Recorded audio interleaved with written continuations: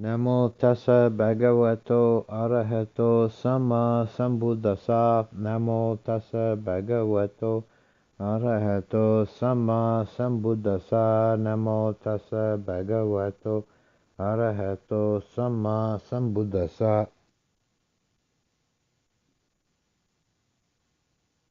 One of the principles that comes up again and again in the Buddhist teachings is the idea of a middle path, a middle way. And it comes up in different contexts with some different connections. One of the places it shows up is in the list of the 7 enlightenment factors, the Bojjhanga. These 7 enlightenment factors fall into groups that are energizing and groups that are calming. And the middle way is to find a balance.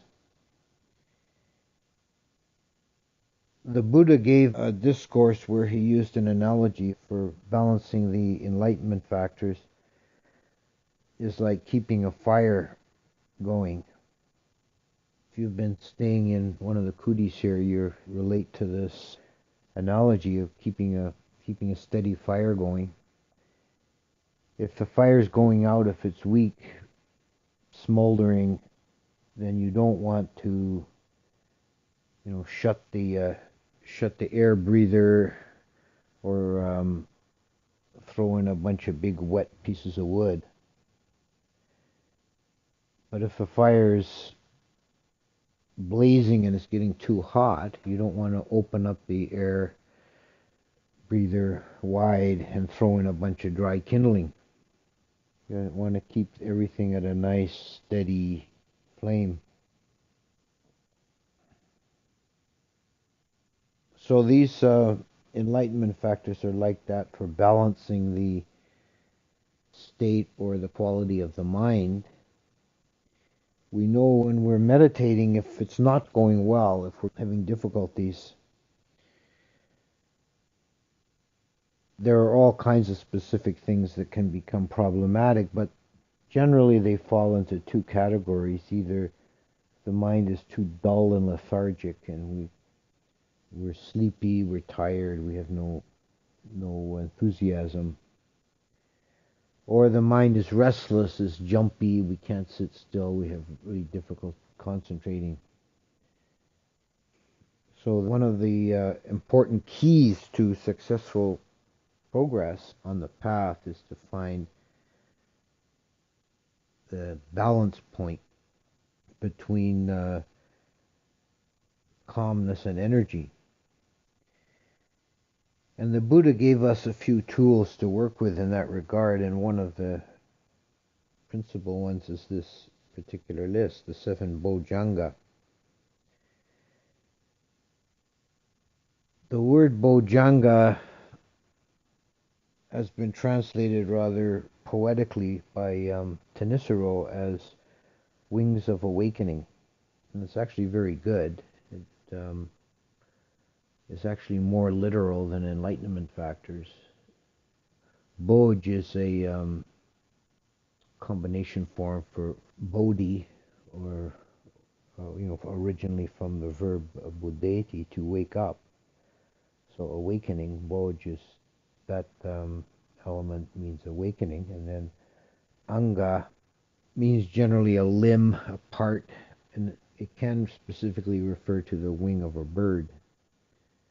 So Bojjhanga, Wings of Awakening, is actually quite good. And just as a bird needs 2 wings to fly, and a strong central torso to propel the wings, so the enlightenment factors, or the Bojjhanga, fall into the 2 groups of 3 with one in the middle. The one in the middle is sati, which is usually translated as mindfulness. Older books used to translate it as recollectedness, which is actually better. It's more in tune with the original intention of the word, which has to do with memory. It's not exactly the same as memory, but it's like remembering to be present is the way I like to define it. Remembering to be present.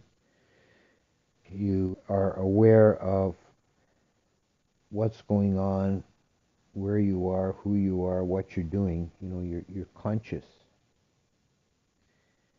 It's the opposite of being confused or dull. There's a phrase that often occurs in the suttas when someone is described as being mindful. It says that so and so has sati. He recalls easily things that were said and done long ago.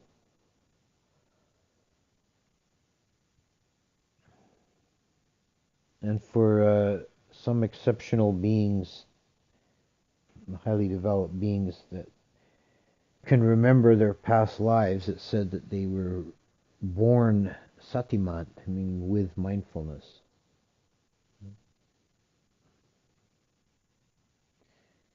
So having a continuous stream of sati, continually hold sati, then everything is clear, everything makes sense, is put into context, and there's awareness and understanding.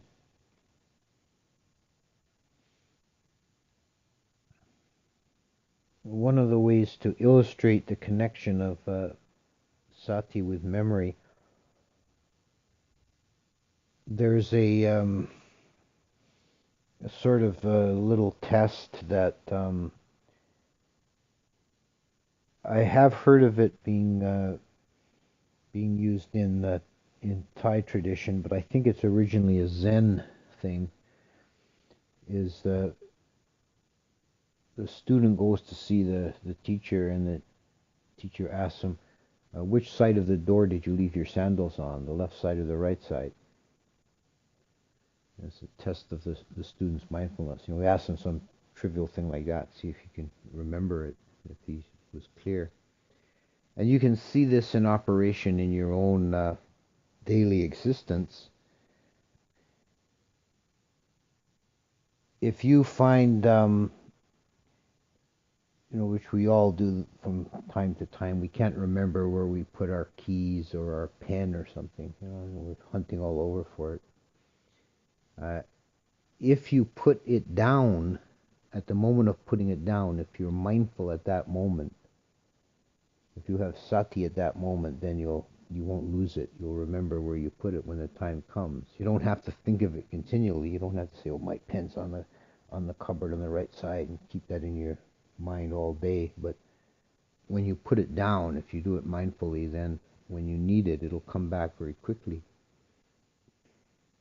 The explanation in Abhidhamma for that is that the consciousness moment has reached the point of registration, tadaramana. It's like putting it into memory. If you're fully conscious, then things are tucked into memory. If you're not fully conscious, they just slide away and they're lost. So sati is the first factor of the bojjhanga, the central one. It's central because it's required at all times.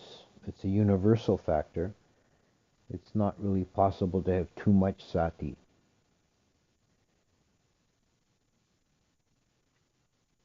The Visuddhimagga gives a metaphor for this and says that sati is like salt in cooking. It improves every dish. I don't know, that's maybe debatable from a culinary point of view, but the point being made is that sati is required at all times.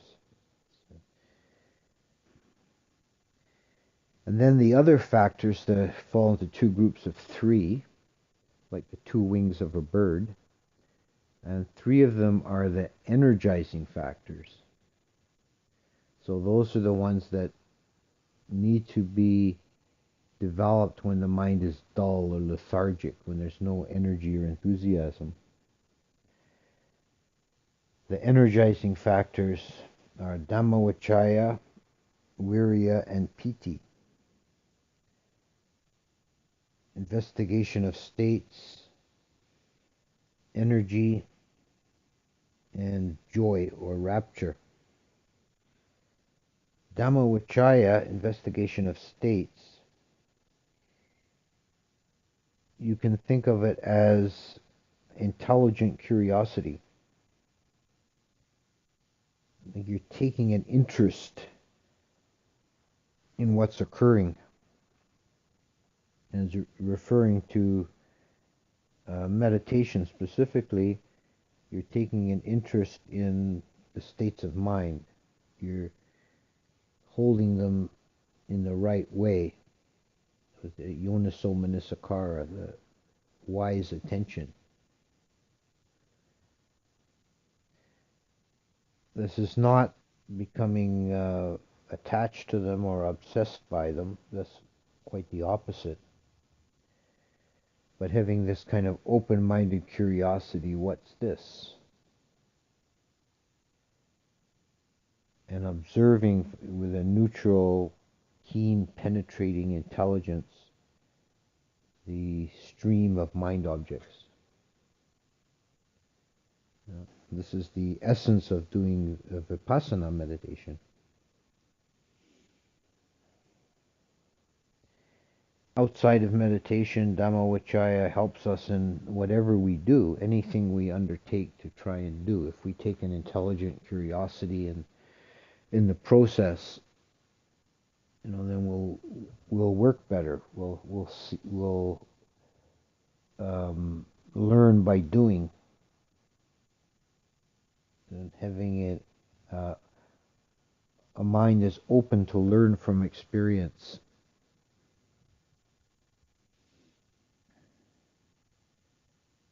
So the mind with Dhammavicaya is one that's constantly learning, constantly growing through experience and gaining knowledge from direct observation.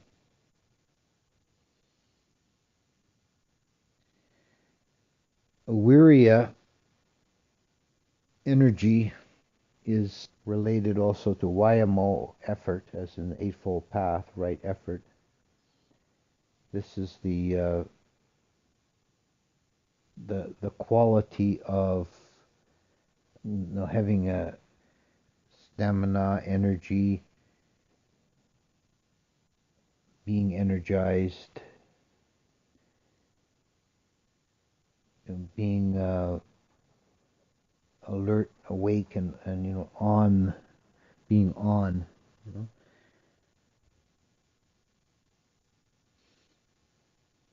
And this is a very important, essential factor.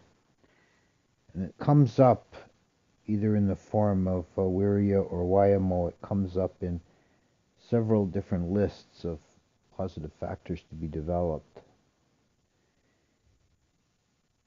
And the Buddha said that the path is gained by the energetic, not by the lazy or the dull. As a general principle, we gain energy by putting out energy. You rouse energy to make an effort, then it becomes easier. It becomes a habit of mind. A lot of times you may notice in your own experience that if you've got some task to undertake, the most difficult bit is getting started. And then once you're started, you get the energy comes to carry you forward.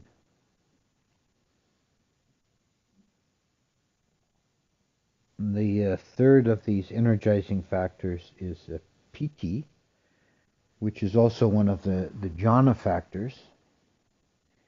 Piti has been translated as happiness, joy, rapture. It's an inner feeling, a flow of thrilling kind of energy that energizes the being, that comes from meditation.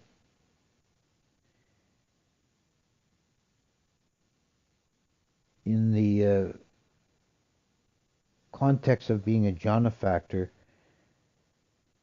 the metaphor for piti is like a lake in the hills, and no rain falls into the lake, and there's no streams falling into the lake, but it's continually refreshed by an underground spring.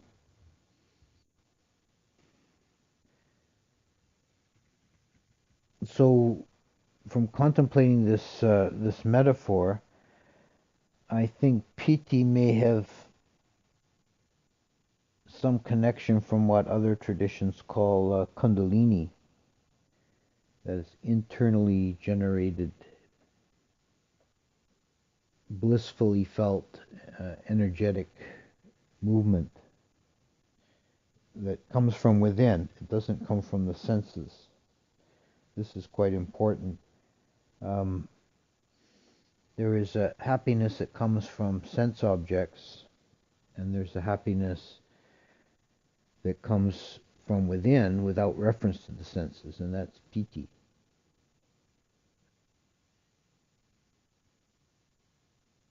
So these three factors, investigation of states, energy, and joy, are energizing factors. They energize the being.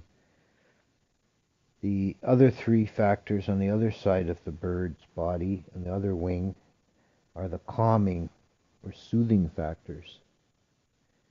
And these are pasadi, upekkha, and samadhi.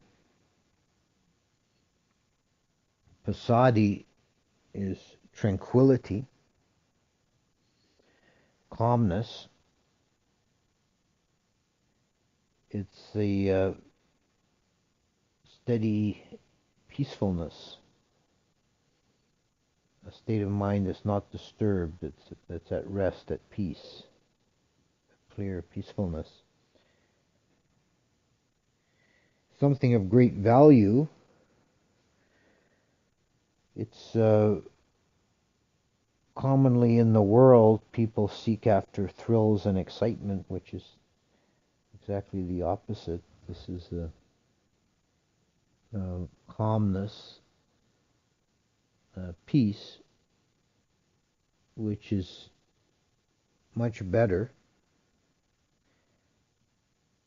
We know it's much more pleasant to be around peaceful people if they have, an inner peace, if they're not excitable or, changeable in their nature, but steady, peaceful, calm. It's the most soothing type of people to be around. And we know that we're happier, feel better when we're peaceful.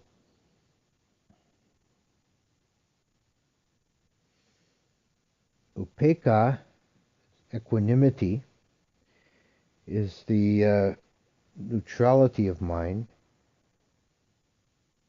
Upekkha is a word with a lot of connotations depending on context.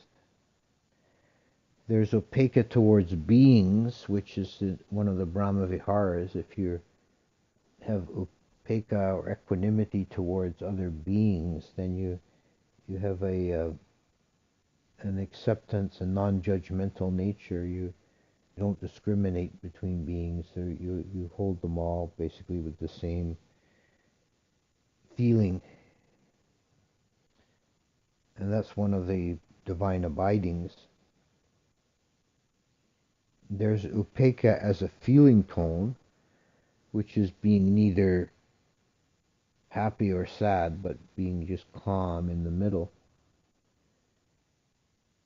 And there's upekkha as a sankhara, as a formation, which is something, the idea of evenness. And there's upekkha towards objects, tatra majjhatata, the specific neutrality, the holding of every object that arises to consciousness with the same degree of attention. So you're very centered. You know? I think all of these different aspects of Upeka, they have this in common, that they represent a kind of centeredness of the mind, that you're not pulled to one side or the other by objects or occurrences, events or beings. That you're well centered, you're strong in your center, and then whatever happens doesn't throw you from that center, and you have good Upeka.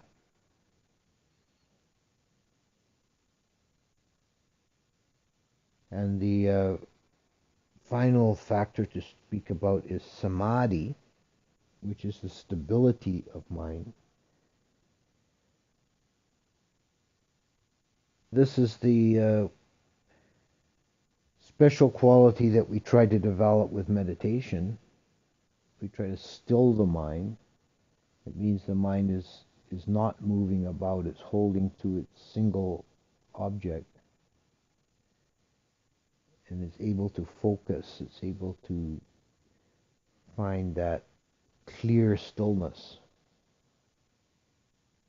it's a spacious, clear stillness, this samadhi.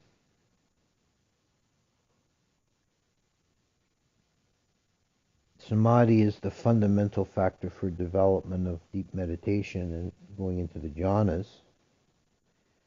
It's the quality most important in that regard.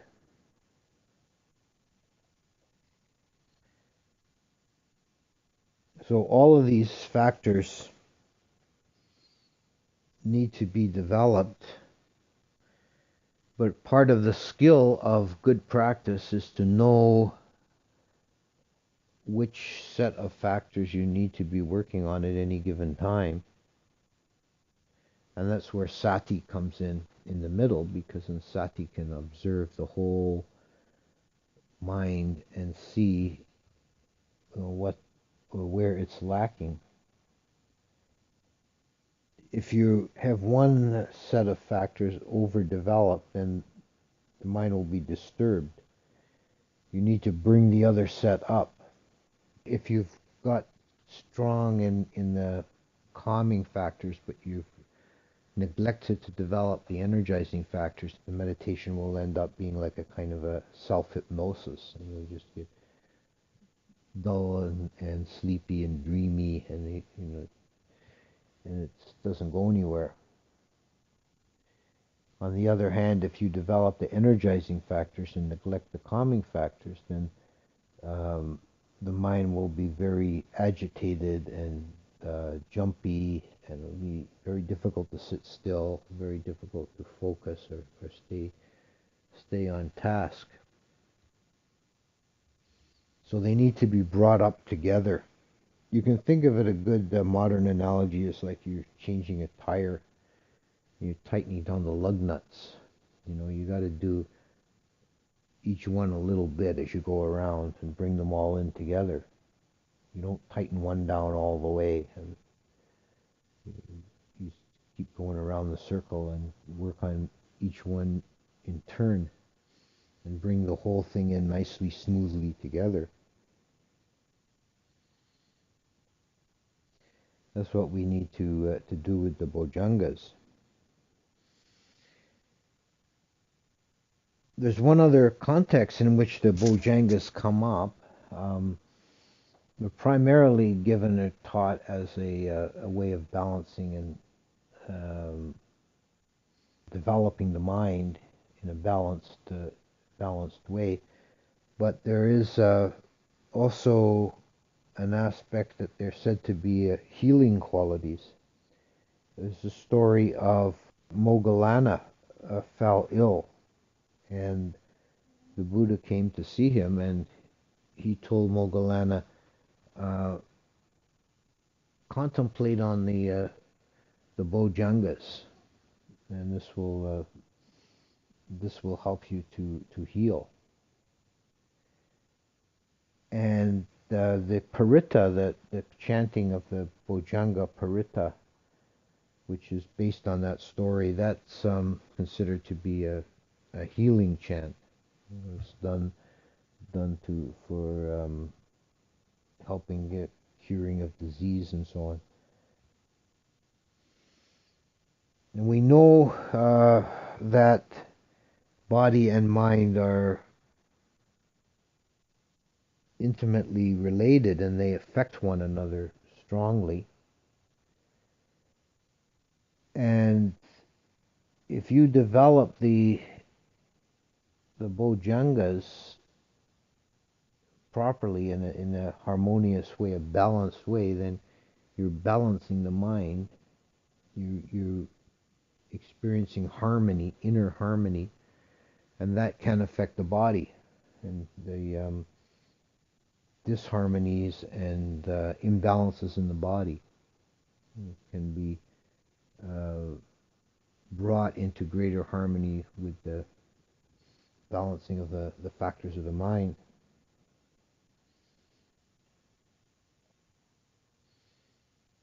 And of course, the practice was very effective for Moggallana because he had all 7 bojjhangas very well, highly developed. So he had something serious to contemplate. You know? But it's useful for any of us to look inside, examine our own, take stock of our own mental, spiritual condition, and check up on the bojjhangas, see which ones are undeveloped, and work on bringing them up.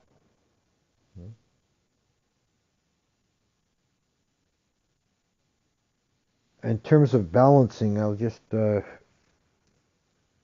think, bring up this, that the pair of factors of energy on one side and samadhi on the other are particularly mentioned. They also come up in the 5 faculties, the indriya, as a pair that needs to be balanced.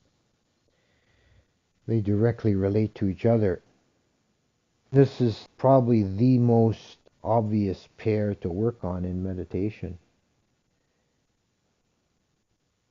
That we can fine-tune our practice by bringing up one side or the other to try and get them both up to a high level, but you have to bring them up, in a balanced way. And you'll find if you're trying to meditate and you're dull, then that's obvious sign that you need more energy. And if you're restless, that's a sign that you need more samadhi. And one of the aspects of this, how it works in practice, is something Ajahn Chah calls going against the grain, which you could also say is whatever the desire mind is telling you to do, you do the opposite. Because if you're dull, then the mind is happy just to sit and kind of curl up, lean over and just wrap a blanket around yourself and go into a nice cozy doze. Whereas what you really need to do when you're dull is to wake up more. So don't worry about trying to develop, too much concentration at that point. That's not what you need. You need to wake up. So, sitting very straight, opening the eyes, doing more walking meditation. Even, if it's the dullness is very overwhelming, and you'll get up, stop sitting altogether for the time being, get up and go for a brisk walk or splash your face with cold water. Do something to wake yourself up. That's what's required. On the other hand, if you're restless, the mind is telling you, oh, you need to, you're not getting anywhere with this meditation right now. You need to get up and do something else. Sweep the floor, go for a walk, or chop some wood. The mind will come up with something for you to do to get you, to stop sitting still. And what you need to do when you're restless is the opposite of what you do when you're dull. You need to sit very still and quiet and restrained, sense restraint. Make sure you close the eyes and don't pay any attention to external sounds or anything. Just try and be very still and restrained and physically still. Even it can come across in the body as the restlessness can be experienced as kind of twitchiness. You want to cross your legs the other way or do this or that. And just don't listen to it. Stay still. The only way to conquer restlessness is stillness. You never get rid of it by appeasing it. So balancing